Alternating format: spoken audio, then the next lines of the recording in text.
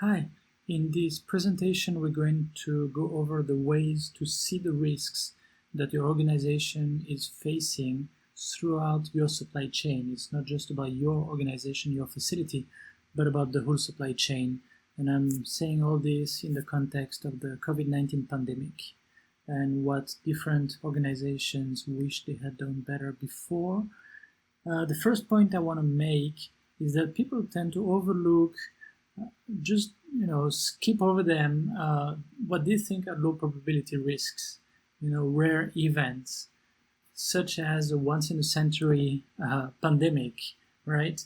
So SARS in 2003, I believe, was a clear sign that it could have a huge impact. George Bush, 2005, asked $5 billion to Congress. Bill Gates said in 2015 that a global pandemic could kill millions of people, and it was much more likely to happen than a nuclear war. But nothing was done in the West, right? Maybe Taiwan did something about that, and some other countries, but usually only because they were traumatized by SARS, usually not simply by thinking, hey, this is once in a century, last time was 1919, Spanish flu, maybe we should do something soon. No, this is not the way people actually tend to think. And people are very good at building financial models.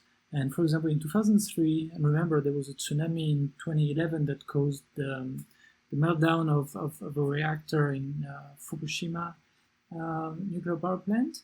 But just 8 years before, the Japanese Nuclear Commission did a study and said we don't want more than one nuclear accident per million years. And they did all the modeling, and they say, yeah, okay, we are there. Well, the wave was a little bit higher than the walls, and then we know what happened. So there's a very interesting approach that a lot of companies have already been using, not always very well, but it can be very, very helpful. It's the business continuity plan, the BCP.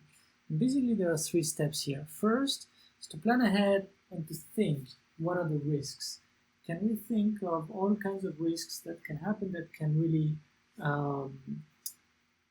endanger business continuity? So anything that can stop the operations, of one supplier somewhere upstream in our supply chain, and will impact us, will impact our ability to serve our customers, and in the way that we promised, and so on. It can also come from customers. If this customer that represent 25% of sales owes us a lot of money and goes out of business, what do we do? Can we survive? You really need to look at your whole supply chain, and you need to pull information from different parts of your organization, different perspectives. That's really, really interesting, very important. It's a bit like an FMEA, if you're familiar with that tool.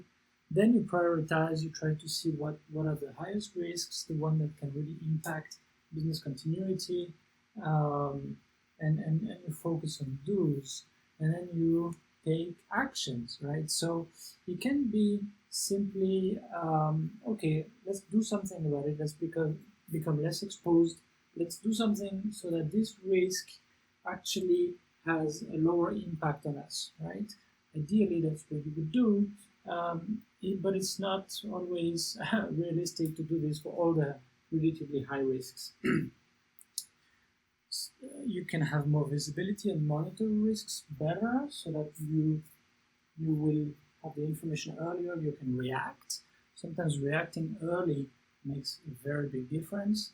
You can have a plan for how to react when something wrong happens and what to do, and also prepare all the stakeholders on what to do, right? Otherwise, this might mean that your reaction plan cannot be implemented because people don't understand it, don't agree with it, and so on. Maybe everybody has their own plan, right? How to document the BCP? Well, there's an ISO standard about that, but it doesn't give us a template to fill out. One that I like to use, again, is like an FMEA. So you list the potential issues, and here's an external one. For example, the ports might become unusable for some time. Another one that's internal, maybe there's a fire in your facility, maybe your warehouse, maybe your factory, right? Or maybe one of your key suppliers' factories, right? So you think about that, okay, what exactly is the risk? What's the impact? Very big impact here, very big impact here also, right? And then you keep going to the right of this file. Okay, how severe? Number 4, number 5, that's very high. And what can cause it and how likely is it to occur? Actually, this one is not very likely at all. This one is a little bit more likely, okay? And then can we detect it and are there controls in place? Again, this one is the risk is a little bit higher. So when you multiply 5 by 2 by 2, these are the 3 components of risk in this case, you get to a composite score of 20. And on top of that, so all of this is the risk. Well, you can also look at opportunities. Maybe there might be an opportunity here. If you do something, it might actually bring some benefits to your company. And then action plan. Maybe this one you say, well, let's focus on the highest risk first, so no action for now. And this one you can go through an action plan that would make sense, right? And follow it.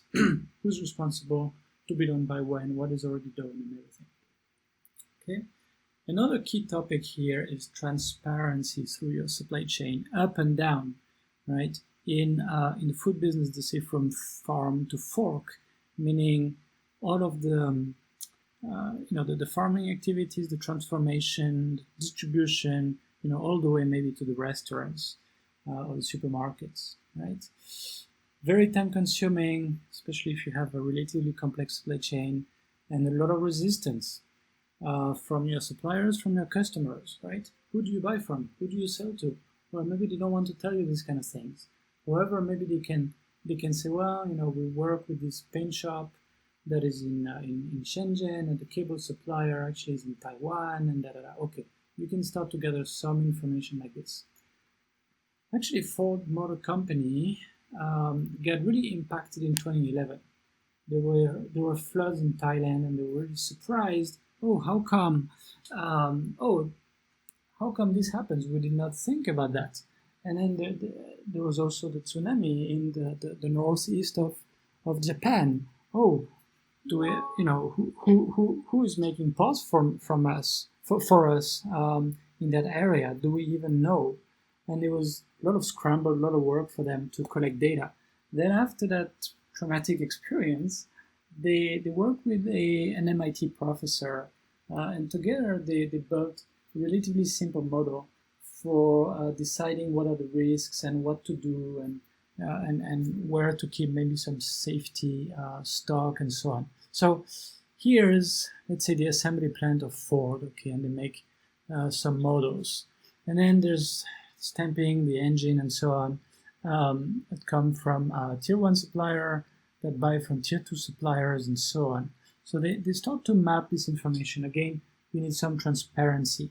And obviously, it's easier for a car maker that buys billions and billions and billions of components, maybe than for your company. But again, do what you can. That's directionally, that's what you need to do. Then there's two very interesting pieces of data that you can try to gather or guess. The first one is time to recover. If there's a disruption, if there's really an event that has an impact that takes their operations down, how long for them to get back to normal, right? And then you estimate 2 weeks, 1 week, and so on. In many cases, it might be 4 or 5 weeks. And then, based on this information, what is the impact, the performance impact, on your bottom line? So they are down for 2 weeks. It's going to take them 2 weeks to get back up and running.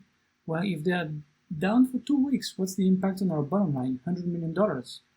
Okay, here, our assembly plant, if it's down for 2 weeks, that's $1.5 billion, because it's really a massive plant. Plus maybe some commitments already to dealers and things like that. Very, very expensive, right? So you look at all these numbers here, $400 million, $300 million, and so on, and then you start to map, to graph this data, okay, the bottom line impact versus the total spend, right?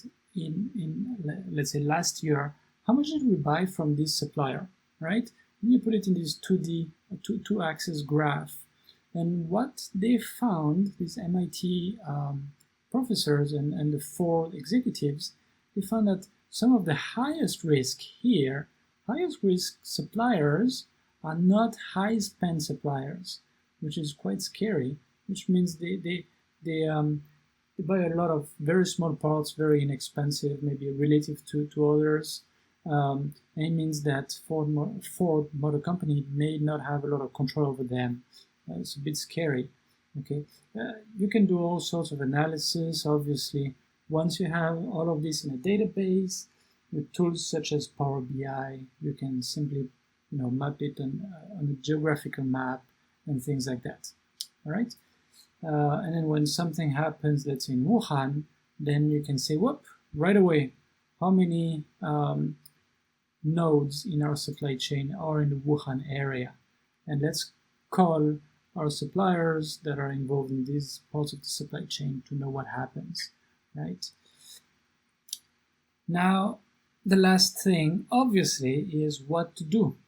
Okay, you see the risks, you map it, you cut and slice it, you analyze it, great. Now, you can't just do that and say, okay, now we know what's going on. You need to make decisions, right? It might be higher inventory, and again, that model by the MIT professors is a nice one to decide how much inventory to have at what locations in the supply chain. There's a lot of other very complicated models, right? You might want some very close monitoring of certain facilities so that you know very early that something goes wrong there. You don't want to notice that when they fail to ship to you, right? You might want to go away from single sourcing and do more double sourcing. You might actually develop supply chain in different countries, right? Maybe one supply chain that you currently have, maybe is in China. Maybe the second one, you don't really want maybe to have it in, say, Vietnam, with half of the components coming from China. You might want to develop a supply chain that includes 95% of parts not coming from China. That's really an alternative supply chain that will have a totally different risk profile, right?